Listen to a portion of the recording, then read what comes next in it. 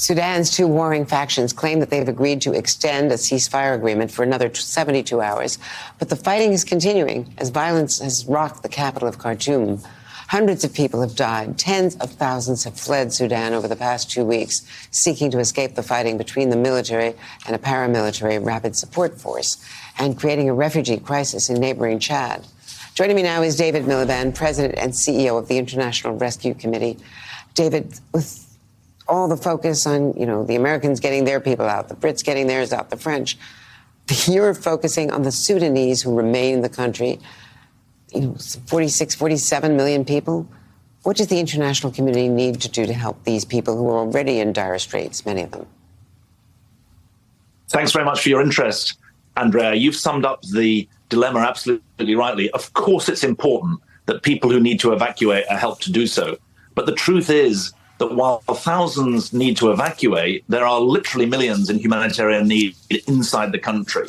The International Rescue Committee, my organization, has about 160, 170 staff in the country. They're Sudanese in the vast majority. We've managed to continue our services outside the capital. You're right that the fighting has been concentrated in the capital, Khartoum. There's continued concern that the ceasefire is being broken. But we've got to capitalize on the extra 72 hours of ceasefire that have been announced to put in place the services that are desperately needed. Because just remember, even before this latest outbreak of fighting, there were 15 million people in Sudan in humanitarian need, and the UN appeal was only 15% funded. So our call today is not just to help those who need to leave to do so, it's to refocus on those who are bound to be staying and make sure that they're first of all not caught up in the fighting, but secondly, that they get the aid they need. Sudan was already in a fragile state, and there's an estimate from the World Health Organization that 16% of health facilities now are not functioning at all.